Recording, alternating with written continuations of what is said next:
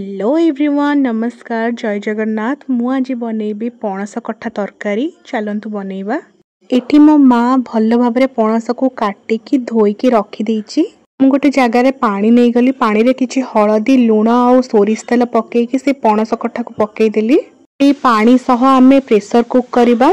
देखंतु pressure cooker रे मु गोटे हुइसिल पर्यंत सिझेइची, बेसी सिझिनी, हल्का सिझिची। से सिझा पणस रे आमे ऐड करिबा किछि कॉर्नफ्लोर और चिली पाउडर। कॉर्नफ्लोर एठी मु 4 बड़ चम्मच ऐड करथिली।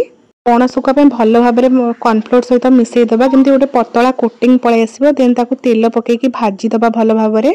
आ हां, पणस कठा को मु एठी भाजिला भितरे मो चैनल को जो माने सब्सक्राइब करनांती से माने जल्दी जल्दी सब्सक्राइब कर दियंतु। लाइक शेयर भी कर देबे। आ पूरा वीडियो देखिकी मते कमेंट करिकी जणेबे केमती लागिला तरकारी। एठी मु आलू को भी भल भाव रे भाजिकी रखी देइची। देन आमे किछि तेल ऐड करिकी गोटा मसला किछि ऐड करिबा। देन ऐड करिबा पियाज। सेथिरे किछि रेड चिली पाउडर ऐड करिबा और ताको भल भाव रे भाजिबा, भल कलर आसीबा पई। मु किछि अदा रसुण पियाज को भल भाव रे बाटिकी एठी रखिथिली, ताको भी ऐड करिबा।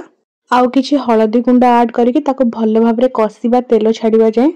मसला को किछि समय कसी सारला परे मु एठी टमाटो को बाटिकी रखिथिली, ताको ऐड करिबा। देन ऐड करिबा मीट मसला किछि आउ किछि धनिया गुंड ऐड करिकी भल भाव रे कसिबा। कसी होई सारला परे आमे ऐड करिबा पणस कठा आउ आलू।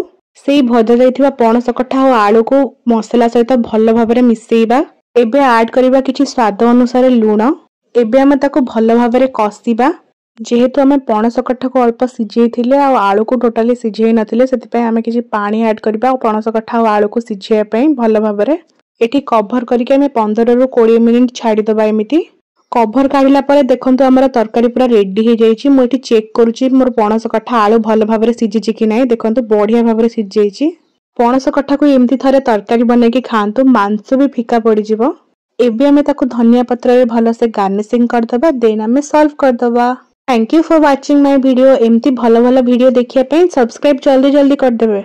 जदि आपण फेसबुक माध्यम रे देखुचंती तेबे मते फॉलो मार देबे और लाइक कमेंट करबा को भूलिबेनी। नेक्स्ट वीडियो रे देखिबे गोटे डिलीशियस रेसिपी।